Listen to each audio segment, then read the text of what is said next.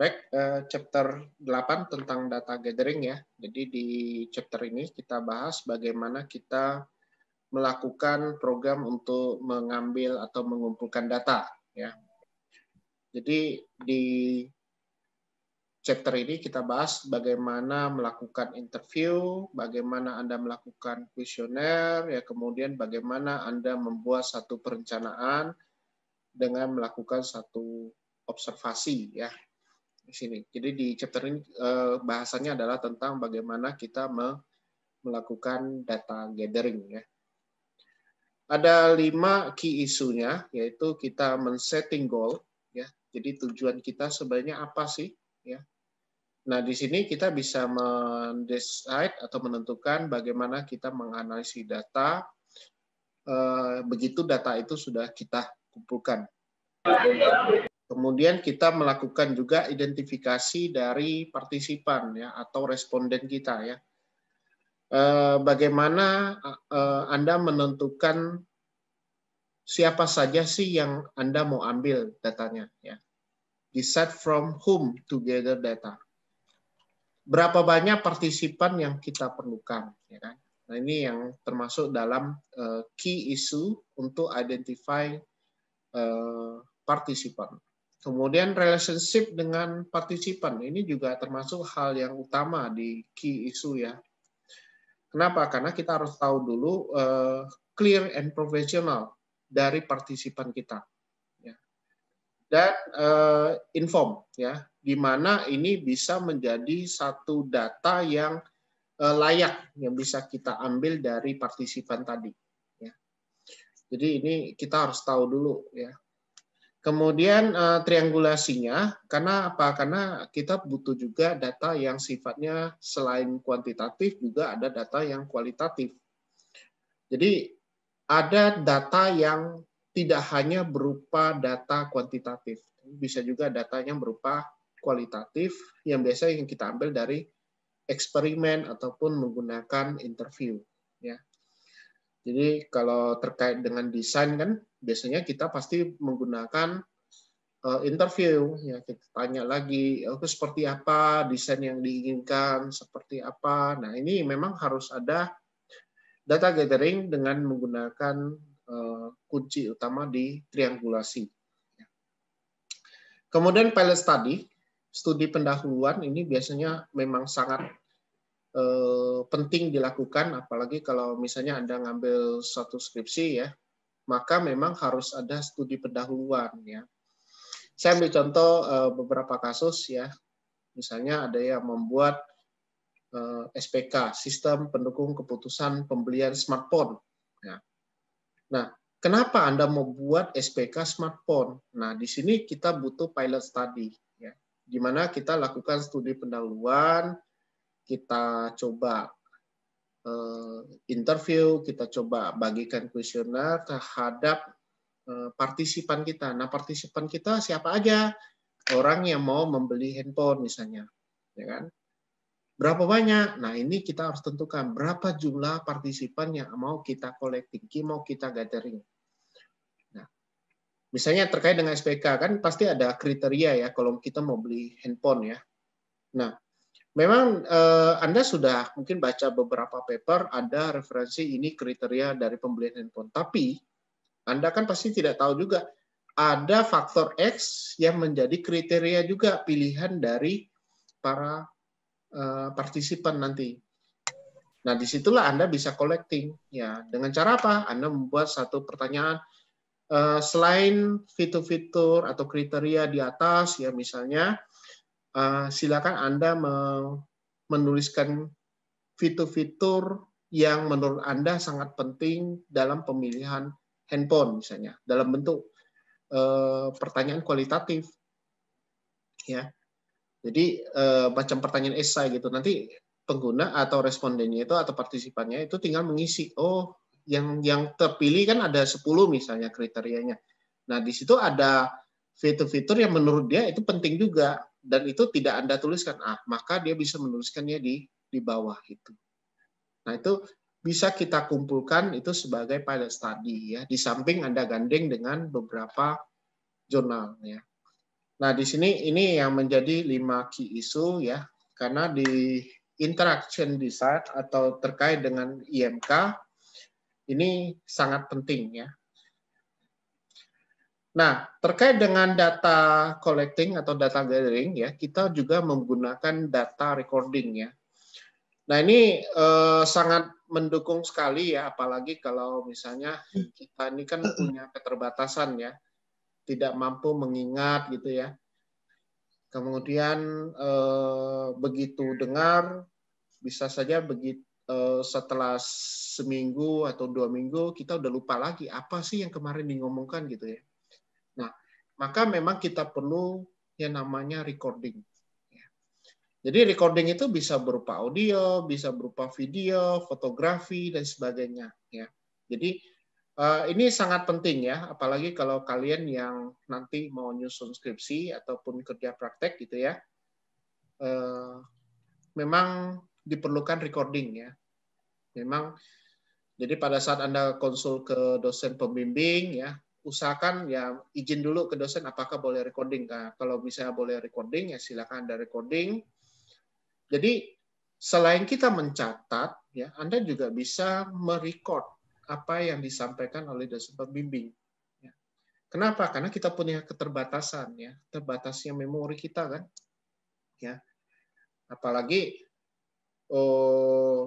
kalau dosennya ngomong perbaiki ini, perbaiki. Ngomongnya cepat gitu ya. Anda mungkin nyatatnya mungkin enggak sempat lagi nyatat yang lain. Akhirnya miss beberapa bagian. Walaupun di lembar bimbingan itu ada tanda yang diberikan oleh dosen pembimbing. Nah, ini termasuk satu bagian ya. Ini yang sebagian kecil contoh aja ya kalau dibilang di proses bimbingan ya. Nah, pada saat Anda melakukan interview terhadap klien ataupun proyek Anda ini mau dibuatkan ke satu perusahaan, maka Anda juga harus menggunakan data recording. Ya. Ada fitur-fitur yang dibutuhkan, misalnya pada saat Anda melakukan proses bisnis di perusahaan seperti X ini, ya, bolak-balik, ya mungkin kalau bisa ya divideokan dikit ya, tapi tentunya harus izin dulu ya, recording. Kemudian pada saat interview memang harus kita, kalau bisa ya kita ya rekam ya. Kalau misalnya tidak boleh rekam, berarti Anda boleh mencatat. Mencatat itu termasuk juga bagian dari recording juga ya. Dan fotografi itu biasanya untuk bukti bahwa kita melakukan penelitian. Kemudian untuk interview ya, untuk interview atau wawancara itu ada beberapa tipe ya. Yang pertama adalah yang modelnya unstructured ya, tidak terstruktur ya. Model tidak terstruktur ini kita tidak menggunakan skrip ya. Rich but not replicable ya. Ini modelnya tuh kayak kita ngobrol santai ya. Jadi kita interview dengan seseorang ya, kemudian karena kita mau collecting data, maka kita biasanya kadang-kadang ceritanya ke yang lain dulu, baru nanti interview, kemudian nyambung lagi cerita lain, habis itu nyambung lagi ke topik yang mau kita teliti ataupun mau yang kita pinginkan dari goal kita ya. Jadi kita tanya terus gitu ya. Nah, ini modelnya unstructured ya. Jadi biasanya memang tidak langsung ya, tidak langsung menuju pada yang kita mau ya. Nah, kalau yang structure ini kita selalu menggunakan script. Jadi kayak kalau di film-film tuh atau di film bukan film ya, di acara reality show gitu kan, ada macam kayak bukan empat mata zaman dulu tuh, kembali ke laptop, nah itu kan. Jadi setiap pertanyaan yang ditujukan kepada narasumber ataupun responden itu sudah ada pertanyaannya. Nah, jadi tinggal dibacakan, kemudian nanti dijawab oleh ini ya. Bentar, ada yang. Oke. Jadi pertanyaannya itu terstruktur ya. Nah, tapi ini kurang kaya pengetahuannya. Kenapa? Karena kita sudah menuntun responden untuk jawab dengan arah yang kita mau gitu ya. Jadi kayaknya gimana ya kalau kita interview itu ya fokus aja gitu ya. Nah Nah, ini tergantung dari teknik Anda ya. Kalau saya lebih enaknya yang unstructured ya. Jadi orang akan lebih leluasa memberikan satu tanggapan ya, memberikan satu masukan ya. Kalau kita buat suasananya itu relax gitu ya, santai gitu. Tapi kalau misalnya model structure itu kan, kayak saya menginterview calon mahasiswa baru itu kadang-kadang saya ganti dengan modelnya unstructured ya. Jadi kita cerita atau mungkin kita ngomong yang lain, tapi nanti saya masuk ke yang pengen menjadi poin dari interview saya gitu. Ya. Tapi kalau saya menggunakan konsep structure, berarti saya langsung nanya motivasi kalian masuk STEMIC apa. Habis itu saya tanya lagi penampilan kalian gimana. Nah, itu modelnya structure. Ya. Tapi kalau unstructured mungkin kita cerita yang lain, habis itu nanti nanya lagi ke poin-poin yang kita mau. Ya. Nah, ini semi structure ini yang kita guide secara script ya, tapi biasanya ini bisa kita gali lebih dalam ya. Nah, ini bisa mirip dengan yang model unstructured ya. Jadi cuman semi structure ini penggalian informasi ini jauh lebih dalam ya.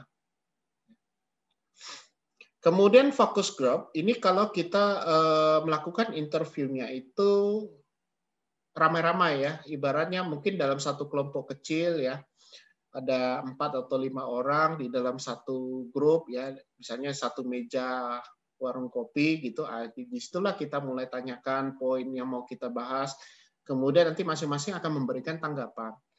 Nah ini biasanya dibawa dalam suasana yang agak enjoy, yaitu focus group discussion gitu ya. Nah, interview question-nya itu bisa 2 tipe.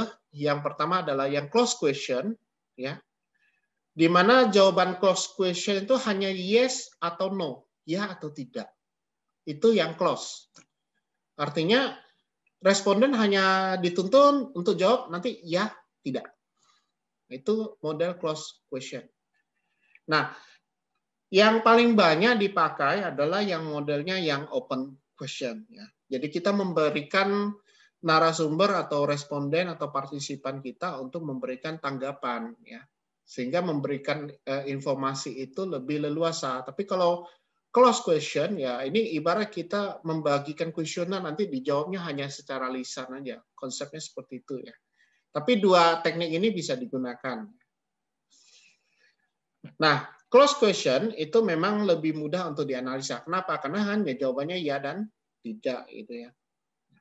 Yang harus dihindari pada saat kita melakukan interview adalah hindari pertanyaan yang panjang. Jadi kalau nanya tuh jangan panjang-panjang. Ya. Kalau saya lihat debat-debat kayak ILC dan sebagainya, kalau nanya yang panjang-panjang itu pasti jawabannya nggak akan masuk gitu. Ya. Kemudian compound sentence ya. Jadi kalau misalnya sentence-nya itu panjang ya, kalau bisa tuh di split. Jangan langsung panjang kita baca kalimat itu kalimatnya langsung dalam bentuk kalimat yang panjang sehingga kalau kita maknai itu sebenarnya bisa beberapa kalimat gitu. Nah itu. Ya. Kemudian jargon dan language yang kita gunakan pada saat interview itu usahakan kalimat-kalimat yang dimengerti oleh responden ya. Jangan bikin istilah-istilah yang responden itu nggak ngerti gitu ya. Saya ambil contoh misalnya Anda orang IT misalnya kan, taunya ada motherboard gitu ya, istilah motherboard misalnya. Tapi kalau Anda tanyakan kepada misalnya ibu-ibu yang latar belakang IT-nya kurang, dan sedangkan dia tidak tahu apa itu komponen bagian dari komputer misalnya ya. Jadi Anda bilang ini ada motherboard, ada CPU, mungkin bagi dia apa itu katanya. Itu misalnya aja ya contoh. Jadi gunakan jargon atau language yang mudah dimengerti. Contohnya misalnya kalau pakai bahasa gaul gimana? Kepo. Aduh, kepo itu apa gitu kan. Bagi yang pakai bahasa alay ya, itu gunakanlah bahasa yang mudah dimengerti gitu ya. Kemudian leading question. Ya, jadi kita tuntun questionnya agar bisa membuat satu asumsi ya. Sebagai contoh, mengapa Anda menyukai ini dan sebagainya. Itu contoh leading question ya. Kemudian unconscious bias ya. Jadi modelnya jangan apa ya, ibaratnya kalau di sini tuh kayak macam gender stereotype ya, ibaratnya Anda fokusnya ini hanya untuk ke kalangan gender tertentu dan sebagainya ya. Jadi kita mungkin kalau bisa bikinnya general gitu ya. Jadi tidak bias ya. Itu konsep yang di interview. Ini ada beberapa ya pada pandangan bagaimana kita bisa menghindari interview yang kurang baik gitu ya. Kemudian untuk melakukan interview ya pertama kita harus memperkenalkan diri dulu ya. Introduce yourself ya. Kemudian Anda jelaskan tujuan Anda melakukan interview itu untuk apa, kemudian etikanya seperti apa, kemudian izin untuk melakukan recording ya, kemudian Anda memberikan satu form ya. Nah, form itu biasanya ada form interview kah atau mungkin form untuk Anda dapatkan tanda tangan bahwa Anda bukti melakukan Anda interview gitu. Kemudian warm up ini jangan langsung to the point ya biasanya. Jadi biasanya kita ada kalimat pembuka, kalimat ya ibaratnya basa-basi say hello dulu ya. Kemudian agar apa? Agar suasana untuk interview itu tercipta ya. Jangan langsung saya mau interview, nama saya ini. Pertanyaan pertama adalah ini. Wah, ini kan kacau gitu ya. Jadi ibaratnya kita langsung ngegas gitu ya. Nah, di interview itu kita butuh membangkitkan suasana ya. Kenapa? Karena kalau kita tiba-tiba ditanya dengan satu pertanyaan yang berat, kita pasti ngeblank ya. Nanti Anda terasakan waktu nanti sidang ya. Udah capek, udah mulai presentasi, tiba-tiba dosen nanya pertanyaan pertama, pop, langsung ngeblank. Nah, seperti itulah modelnya interview ya. Jadi memang harus ada warm up ya. Jadi make first question easy and non-threatening ya. Jadi tidak mengancam ya. Biasanya sih kita bikin dulu satu kalimat-kalimat pengantar ya sebelum masuk ke pertanyaan di interview.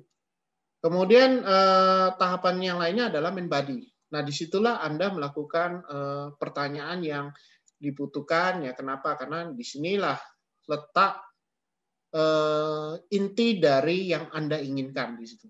Ya. A call of period ini adalah untuk yang pertanyaan yang untuk meredakan ya, ibarat di bagian ujung ya, tapi bukan closure ya, tapi dia adalah pertanyaan yang mungkin agak ringan ya, yang bisa dipakai untuk menutup dari tension ya, interview kita gitu ya. Kemudian closure ini adalah thank you ya. Jangan pula sudah interview tapi tidak ada thank you gitu ya. Nah, ini adalah satu teknik ya untuk melakukan interview. Kemudian ada form of interview ya. Nah, itu bisa kita lakukan dengan menggunakan model digital conference ya. Jadi waktu itu saya pernah melakukan focus group discussion ya dengan 6 orang narasumber dan kebetulan 6 orang itu adalah pimpinan perguruan tinggi STIMIK di Sulawesi, dari Jawa dan dari Palembang ya. Jadi waktu itu saya melakukan focus group discussion ya dengan menggunakan Zoom meeting. Jadi waktu awal-awal kita belum langsung nanya-nanya tentang apa yang mau saya tanyakan ya. Jadi saya mulai dengan cerita-cerita dulu perkembangan kampus di sana gimana, kondisi COVID yang kemarin kayak gimana ya. Kemudian ada ketawa-ketawanya ya. Kemudian begitu suasana sudah tercipta rileks, barulah kita bisa masuk ya. Masuk ke dalam topik inti yang mau kita interview ya. Memang meminta jawaban dari pimpinan kampus itu memang nggak gampang ya. Jadi saya sudah punya pengalaman, wah ini waktu ngambil data memang berat ya, apalagi untuk data kualitatif. Kita harus mempunyai satu wawasan juga, karena begitu kita interview ya, kita tanyakan ini, dia nanya balik. kayak gimana sih ini? Saya nggak ngerti pertanyaan Anda. Nah, ini kita harus bisa menjawab. Jadi pertanyaan yang kita tajukan, yang kita tanyakan pada mereka, itu juga harus kita pahami. Jangan pula kita nanya sesuatu yang kita tidak tahu. Gitu loh. Nah, ini banyak yang terjadi. Jadi kalau saya bilang bisa kita gunakanlah fasilitas digital conference yang untuk focus group discussion untuk selain yang onsite ya, selain yang tatap muka gitu. Kemudian enriching the interview process ya, bagaimana kita bisa memperkaya hasil dari interview kita ya. Nah, ini kita bisa menggunakan prototipe atau skenario ya.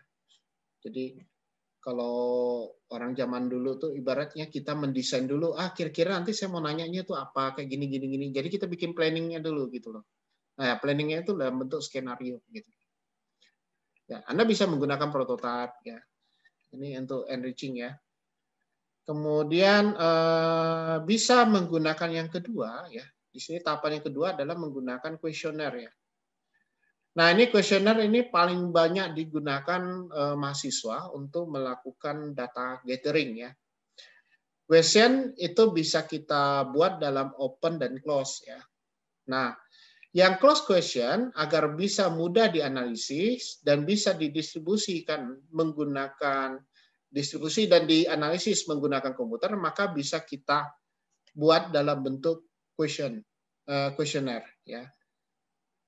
Apalagi kalau populasinya besar ya.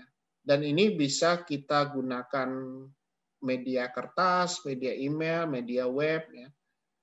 Nah, contoh yang paling sederhana kuesioner itu kalau sekarang sih sudah mulai jarang sih pakai kertas ya. Kalau kertas itu biasanya satu lembar kertas berisi survei, isinya tuh kuesioner, misalnya kepuasan layanan IT, kepuasan ini, kepuasan ini. Nah, nanti tinggal Anda jawab, sangat setuju, setuju, dan tidak setuju misalnya. Nah, sekarang untuk kuesioner ini sudah banyak yang menggunakan Google Form ya. Contoh sederhana tuh Google Form lah yang paling gampang. Kalau yang waktu yang saya gunakan untuk riset kemarin untuk data gathering itu saya gunakan SurveyMonkey ya. Kalau SurveyMonkey itu memang tidak gratis ya. Jadi 10 pertanyaan awal itu yang gratis ya. Dan data collecting-nya enggak bisa banyak. Nah, kalau mau banyak Anda harus bayar. Makanya tapi karena dia berbayar maka banyak fitur yang tidak disediakan di Google Form ya. Jadi lebih baiklah tampilannya ketimbang yang di Google Form. Google Form itu gratis ya. Nah, ini di sini dikatakan sampling itu bisa menjadi satu masalah ketika ukuran dari populasi itu tidak diketahui dan semuanya adalah yang berupa common online evaluation. Jadi ini bisa kita lakukan dengan kuesioner. Nah, kuesioner desainnya ya ini kita lihat dulu dampak dari pertanyaan yang bisa mempengaruhi ya, mempengaruhi urutan dari kuesioner kita ya. Jadi menyusun kuesioner itu juga nggak gampang seperti yang kalian kira ya. Jadi biasanya kita susun dulu indikator-indikatornya ya. Misalnya kalau saya ya, kalau untuk web ya, apakah tampilan web ini sudah bagus? Nanti di bawah lagi di pertanyaan kedua, apakah tombol buttonnya ini sudah bagus? Nanti ada pertanyaan lagi di bawah, apakah menu bar pada web ini sudah bagus? Nah, nanti setuju, sangat setuju, dan tidak setuju, dan sebagainya. Itu contoh aja ya. Nah, ini bisa aja Anda mendapatkan berbagai variasi dari kuesioner ya. Dari populasi. Kadang-kadang hasilnya juga akan bervariasi intinya. Nah, kuesioner yang baik adalah kita menyediakan instruksi yang benar bagaimana menyelesaikan kuesioner. Kemudian Anda buat balancing antara white space dan keeping the questionnaire compact ya. Bagaimana bikin kuesioner itu tidak terlalu banyak dan terlalu panjang. Karena kalau kuesionernya terlalu panjang, orang juga jenuh ya. Kenapa? Orang maunya ngisi kuesioner itu cuma 10 menit, Anda bikin dia harus ngisinya 1 jam. Habis waktunya untuk ngisi. Ini saya yakin pasti orang pada kabur kalau ngisi kuesioner yang tidak balancing ya. Nah itu, coba avoid very long question and questionnaire ya. Jadi jangan sampai bikin kuesioner itu panjang sekali. Itu jangan sampai lah. Kemudian kalau bisa dibikin kuesioner itu kalau positif ya positif semua. Jangan bikin kalimatnya ada yang positif, ada yang negatif. Jadi apalagi mix ya. Jadi kalau kuesioner itu usahakan kalau gunakan kuesioner positif berarti indikator pertanyaannya itu semuanya mengarah ke positif. Ya. Terus kalau ada indikator negatif gimana? Nah, sedangkan kuesioner yang Anda gunakan positif, maka indikator negatif itu harus kalian positifkan. Ya. Kenapa? Karena itu mempengaruhi, ya. Karena orang jawab iya dan tidak atau jawab sangat setuju, tidak setuju, itu mempengaruhi hasil, ya. Apalagi kalau Anda menggunakan tools itu kelihatan. Ya.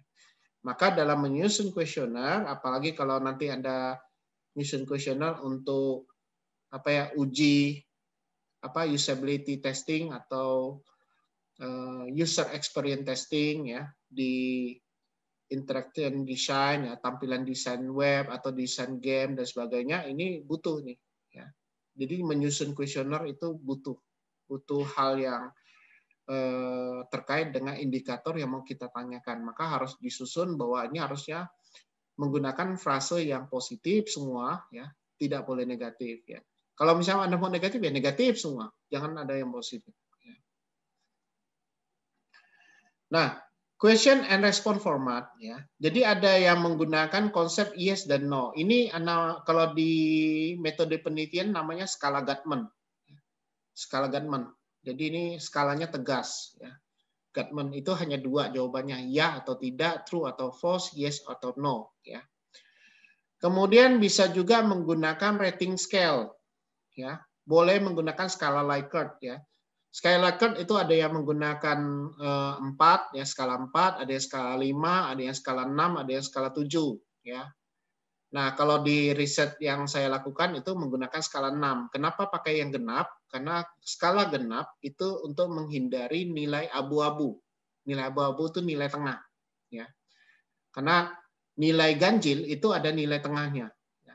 Justru nilai tengah itu yang akan mempengaruhi hasil dari analisa kita. Makanya kalau di riset itu memang diusahakan cari yang genap, ya. Jangan sampai yang ganjil. Kemudian ada model semantic scale. Semantic scale itu modelnya kayak slider bar ya. Jadi ada kita geser slide-nya ya. Misalnya ada poin 0 sampai poin 9, tapi tinggal kita geser slidernya atau horizontal bar-nya itu ya. Jadi itu menunjukkan poinnya gitu. Ya. Kemudian ada yang 3, 5, 7 dan more point. Nah, itu sebenarnya tergantung dari model skala kita ya. Ada yang menggunakan skala 5, skala 7 dan sebagainya.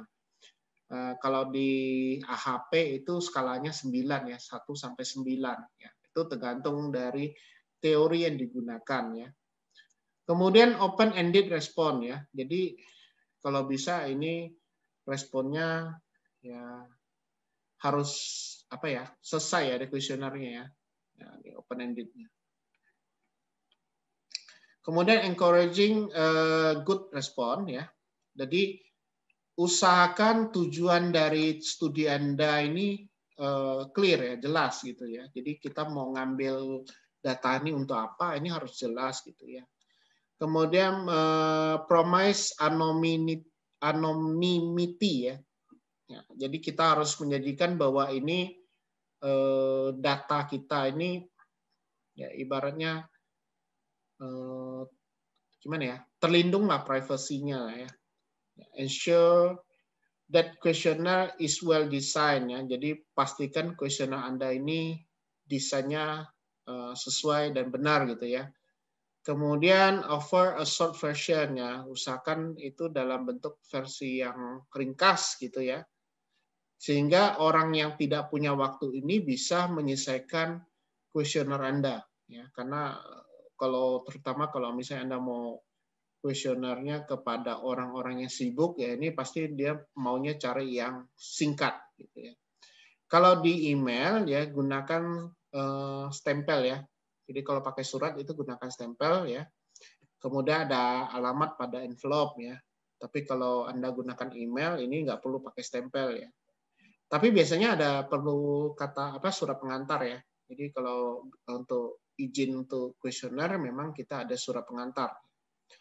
Kemudian kalau bisa di follow up dengan email ya, dengan telepon atau dengan surat ya kan. Kemudian kalau bisa ada insentif ya. Jadi orang akan ngisi kuesioner kita itu kalau ada insentif. Insentifnya apa? Nah, kalau untuk mahasiswa ya kalau mau ngambil data ya misalnya Anda mau ngumpulin data misalnya ini ya pemanfaatan Moodle LMS ya. Ini si Benny Suparno, enggak tahu ada dia ngambil data kalian enggak. Jadi kan kalian pengguna LMS kan di STEMIC Pontianak kan sudah 2 semesteran gitu ya menggunakan Moodle. Pasti kan Anda sudah tahu bahwa Moodle ini penggunanya seperti apa ya. Jadi saya bisa mengambil data di situ, mengambil data kalian dengan menyebarkan satu kuesioner dengan beberapa indikator yang mengarah pada penggunaan Moodle kita gitu ya. Nah, disitulah saya bisa memberikan insentif. Ya, insentifnya apa? Misalnya bagi yang mengisi ini akan saya berikan e-book yang bisa digunakan untuk nulis skripsi. Ya, misalnya saya tulis ada 10 e-book. Jadi yang ngisi ini nanti saya kasih insentifnya 10 e-book misalnya. Nah, itu udah salah satu contoh. Ya. Kalau di Pulau Jawa atau di perguruan tinggi yang memang mahasiswanya lumayan itu, mereka kasih pulsa biasanya.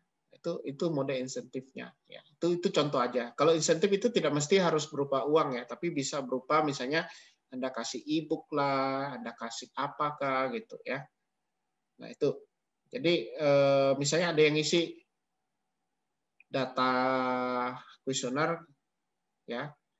Jadi karena Anda menjadikan e-book, nanti harus Anda kasihkan e-booknya ya, kirim via email.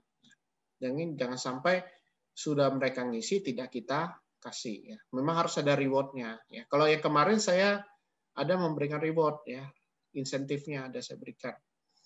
Kemudian 40 respon rate itu adalah bagus ya, 20% itu adalah ya masih bisa dianggap ya, acceptable gitu ya.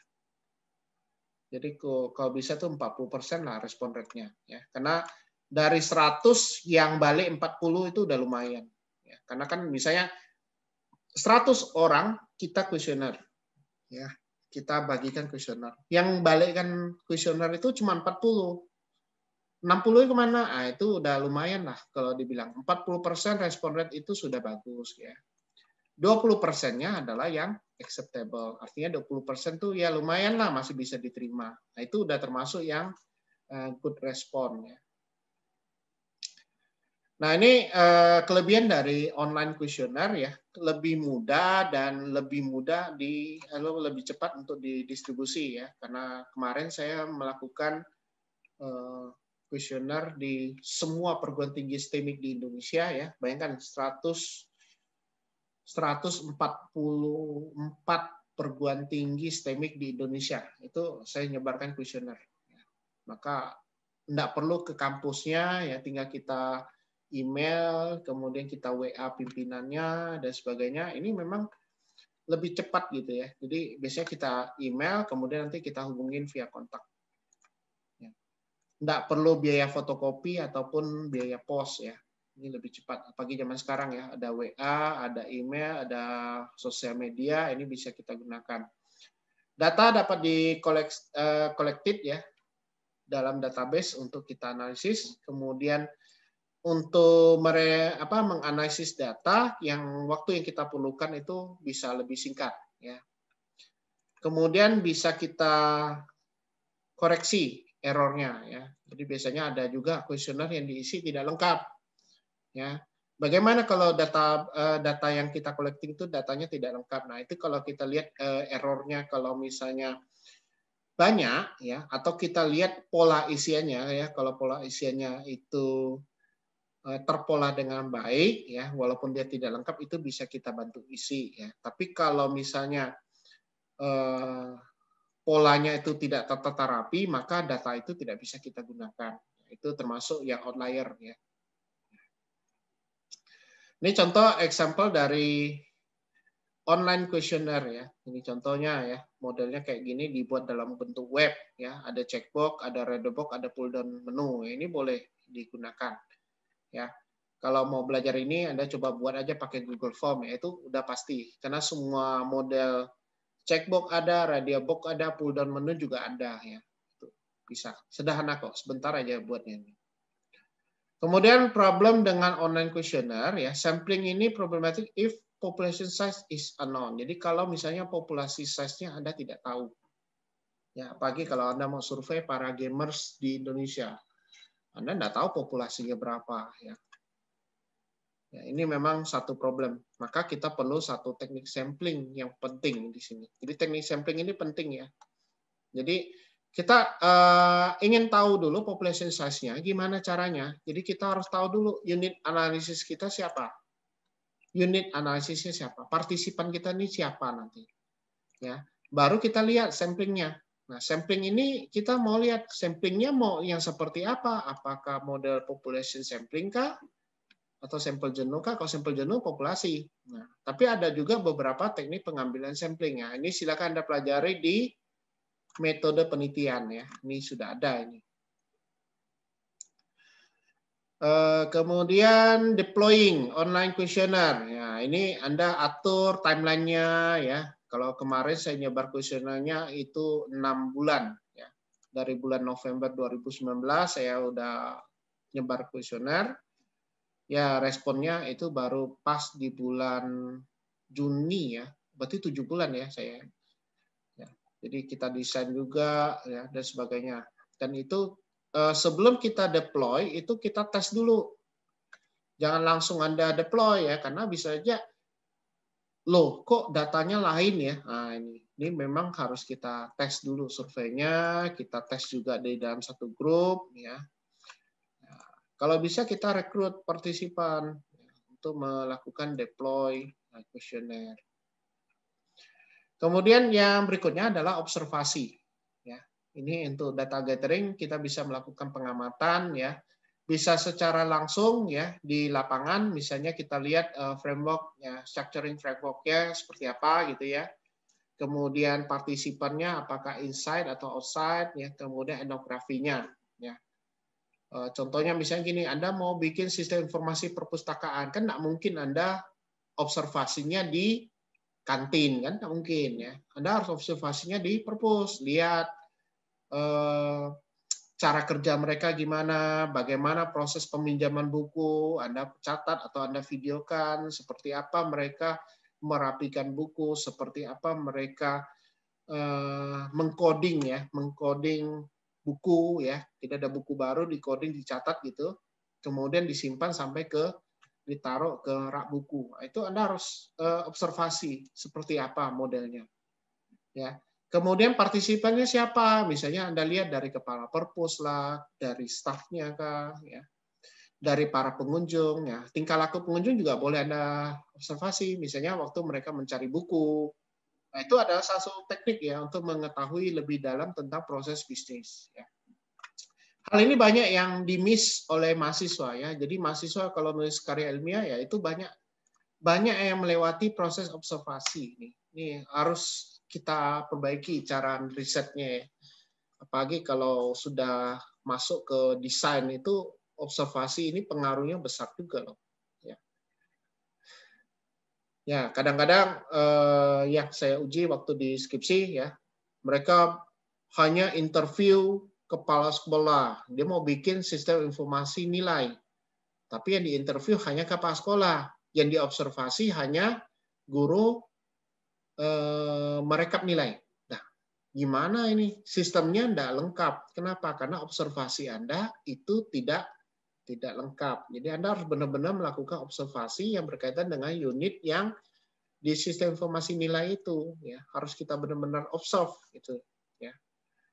Kemudian ada yang konsepnya indirect ya. Jadi kita bisa melakukan tracking aktivitas dari user ya, bisa langsung dari diary ya, tapi ini biasanya agak sulit untuk kita pahami ya, karena beberapa sistem ya, misalnya kalau sistem informasi nilai kalau tidak langsung amati agak susah ya, tapi untuk hal-hal yang aktivitas lain itu bisa berupa diary ya, atau logging book ya, logging book.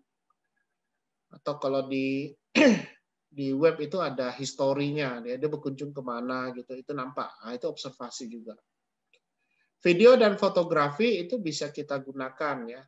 Dan ini ada juga yang mode drone ya. Jadi boleh juga ya melakukan drone untuk mengambil video atau fotografi. Kenapa? Karena bisa aja dia melakukan observasi di lapangan, di outdoor dan sebagainya. Ini teknik ya untuk data gathering ya. Ini observasi untuk di planet Mars menggunakan robot penjelajah ya. Ini Mars Exploration Rover ya. Ini adalah robot penjelajah Mars gitu ya, yang dikendalikan dari satelit ya. Ini. Jadi kan manusia kan tidak menginjak kaki menginjakkan kakinya di planet Mars ya. Jadi dia menggunakan robot ya untuk mengeksplor di situ. Ya, karena tinggal dikendalikan aja kan. Lebih enak apa nah? Kita jelajah planet Mars atau kita gunakan robot kita jelajah gitu. Ibarat kayak main game gitu ya. Ini observasinya nih. Kemudian structuring framework to guide observation ya. Jadi kita perlu satu guide ya untuk melakukan observasi ya. Ada 3 part yang perlu kita jadikan guide ya di sini ya. The person itu who, the place, the thing, what. Jadi who, where, what untuk observasi. Jadi siapa yang mau Anda observasi, di mana Anda observasi, dan apa yang Anda observe. Ya. Sedangkan oleh Robson tahun 2014, jadi yang kita observe itu adalah ini, space, actor, activity, object, act, event, time, goals, and feeling. Banyak ini. Ya. Kalau yang sederhana cuma ini, who, where, what. Ya. Kalau di karya 5 itu 5W, 1H. Jadi why, what, who, where, what, when ya, dan how. Kalau ini more detail framework itu bisa berupa space, actor, activity, object, act, event, time, goals, and feeling. Nah ini kalau ini kelompok semuanya kita buat, ini bisa jadi satu sistem yang hanya mengandalkan observasi. Ya. Nah ini kita lihat planning and conducting observation in the field. Ya. Kita pilihkan dulu ya bagaimana Anda bisa berada di satu lingkungan observe itu ya. Misalnya Anda menjadi seorang passive observe ya. Karena misalnya kayak kita lah menjadi seorang apa ya? Observer ya yang pengen lihat proses pembuatan smartphone ya. Kalau Anda lihat di YouTube itu ada satu tentang apa ya? Gadgetin ya. Gadgetin itu dia ada pernah mengunjungi sebuah pabrik smartphone gitu ya. Nah, itu dia termasuk passive observe ya. Karena dia melihat secara langsung aktif partisipannya itu membuat atau memproduksi smartphone gitu ya. Ini saya pernah nonton videonya, itu bagus sekali ya. Kemudian how to gain acceptance ya, bagaimana kita mendapatkan persetujuan atau acceptance. How to handle sensitive topic. Nah, ini agak sulit kalau kita tidak peka terhadap topik yang mau kita observe ya, karena tidak semua orang ingin ditampilkan ininya ya, sensitive topik. Ya. Contoh sederhana lah, misalnya resep rahasia ya. Kadang-kadang kalau Anda pergi rumah makan, mungkin dia tunjukkan cara masaknya gitu ya. Tapi kalau bumbunya, dia mungkin rahasia gitu. Nah, seperti itulah observe-nya tidak boleh semua gitu.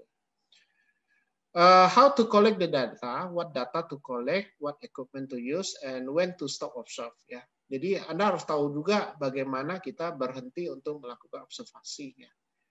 Ya. Jadi kita kalau merasa cukup observe-nya ya udah selesai gitu. Kemudian etnografik ini adalah filosofi yang dipakai ya untuk melihat ya apa ya beberapa dengan teknik ya yang kita include-kan pada observasi partisipan ataupun interview karena etnografik ini sangat penting ya apalagi kalau saya lihat etnografik sendiri berkaitan dengan partisipannya sendiri gitu ya. Jadi kan kalau misalnya kita observasi ya sederhana lah, misalnya tingkah laku mereka di satu lingkungan kerja, ya kita harus bisa menyesuaikan diri lah model etnografiknya seperti apa.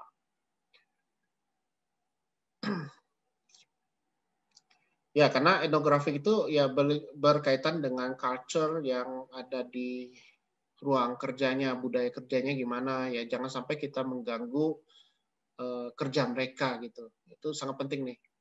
Contohnya misalnya di perpustakaan kita lah ya.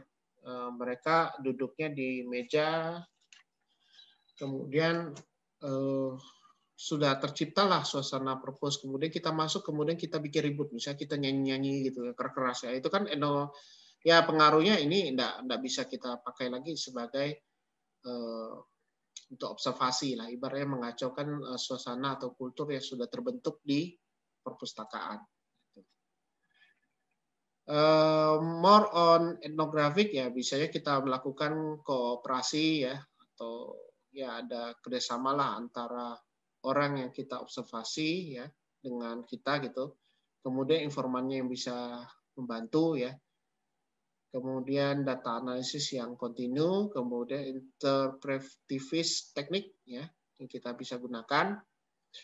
Kemudian kita bisa membuat pertanyaan juga ya. Jadi waktu kita observasi itu kita juga bisa bertanya. Misalnya mereka lagi merekap buku nih, Anda boleh tanya, maaf, kira-kira kayak rekapnya kayak gimana sih? Nanti dia sambil jelaskan, tapi dia sambil merekap gitu misalnya. Tuh, juga bisa ya. Ini model etnografik ya. Jadi ada suasana yang sudah terbentuk, jangan langsung kita ganggu ya. Jadi kita sebagai pasif observe itu ya kita bisa melihat mereka modelnya seperti apa.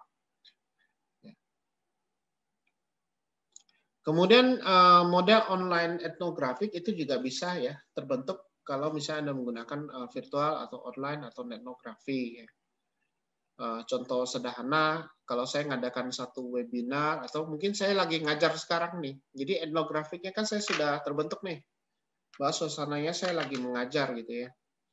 Nah, yang tipe observe-nya itu adalah mahasiswa yang tak sengaja men-share dokumen juga ya, sehingga presentasi saya tertimpa. Nah, itu udah termasuk mengacaukan observasi saya gitu. Ini misalnya gitu ya, itu contoh aja. Nah, ini observasi dan material yang dapat bisa kita koleksi oleh collecting ya dari Kripti. Ini bisa berupa aktivitas atau job description ya. Kadang-kadang ada hal-hal yang tidak tertulis yang Anda bisa dapatkan melalui observasi. Nah, ini misalnya ada aktivitas ya. Kalau di job desk-nya kok enggak ada ini, tapi kok waktu saya observe dia melakukan ini gitu loh. Nah, ini bisa kita tulis ya, bisa kita dapatkan ini data nih. Ya, apalagi kalau sudah didukung dengan adanya recording. Ya. Nah, ini ada beberapa observasi atau material yang dapat bisa Anda ambil ya. Ada rule dan prosedur ya. Ada deskripsi dari aktivitas yang kita observe, kemudian recording ya, informal interview ya, kemudian diagram dari physical layout, misalnya position dari artifak ya. Atau mungkin sederhananya misalnya dena kampus ke rak buku, dena rak bukunya itu juga bisa termasuk physical layout. Kemudian ada information collecting when observe activity, misalnya fotograf, ya, video artifact, description, workflow, dan proses map.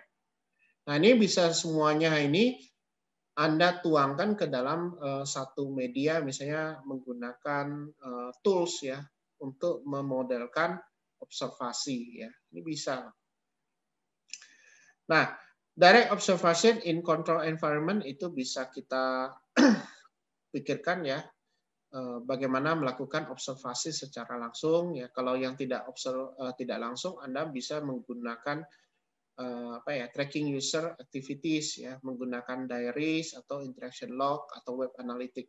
Ini pola user itu bisa kita pelajari di sini. Nah, ini biasanya di web misalnya kayak Tokopedia itu ya. Kalau saya hari ini ngeceknya tentang tablet 10 inch gitu ya. Besok saya cek lagi tablet 10 inch ya. Maka begitu saya buka Tokopedia lagi, nanti dia akan menawarin adanya produk baru tentang atau harga termurah promosi dia tentang tablet 10 inch itu akan muncul. Ya, kenapa? Karena dia sudah melakukan observasi terhadap yang saya lakukan. Ya, kalau enggak percaya silakan dicoba ya. Ini saya udah pernah nyoba nih. Misalnya saya cari laptop 10 inci misalnya, Lenovo, cari. Besoknya saya cari lagi laptop 10 inci Lenovo, cari lagi. Nanti dia akan muncul tuh, Kenapa? Karena dia sudah mempelajari aktivitas dari user dalam mencari barang. Ya. Ya. Video, audio, foto, and note are used to capture data in both type of observation. Jadi ini bisa kita lakukan. Ya. Jadi menggunakan video, audio, foto, dan catatan. Kemudian memilih dan mengkombinasikan teknik.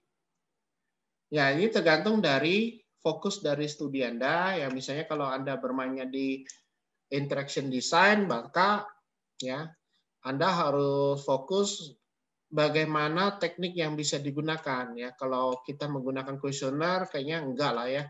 Kita bisa menggunakan interview dan melakukan observasi. Ya, kenapa? Karena untuk ke desain ya, memang kita harus awalnya dari interview ya atau menggunakan preliminary atau pilot study juga bisa ya.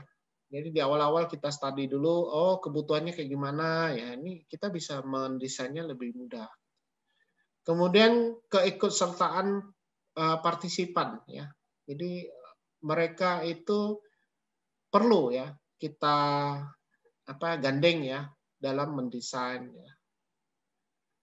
Kemudian nature of technique, ya, ini tergantung Anda lah mau menggunakan nature dari teknik. Ya, misalnya hal-hal yang berkaitan langsung lah ya. Kemudian resource dan tak waktu, ya, ini juga bisa. Kemudian summary-nya ini adalah bahwa data gathering ini harus memiliki goals yang jelas ya. Kemudian informasi yang kita inginkan itu ya bisa mencakup dengan apa yang kita inginkan ya. Ada 5 isu ya, 5 kunci ya, isu dari data gathering ya, goal, choosing participant, triangulasi, participant relationship dan pilot ya. Data bisa kita record menggunakan catatan, audio, video, kamera, dan kombinasi yang lain. Kemudian interview bisa berupa terstruktur, semi-terstruktur, atau unstructured. Focus group, group interview ya. Ya, ini kalau yang ini untuk ngambil data kualitatif lebih bagus ya. Maka kalau Anda lihat itu saat ini banyak orang yang menggunakan model focus group discussion ya, FGD. Nah, FGD ini. Kemudian kuesioner ini bisa kita gunakan kertas, online, ataupun telepon ya. Kalau telepon tuh kita tanya satu-satu. Nah, ini biasanya waktunya lebih lama. Satu orang itu pertanyaan bisa lama. Ini. Kemudian observasi bisa secara langsung dan tidak langsung ya.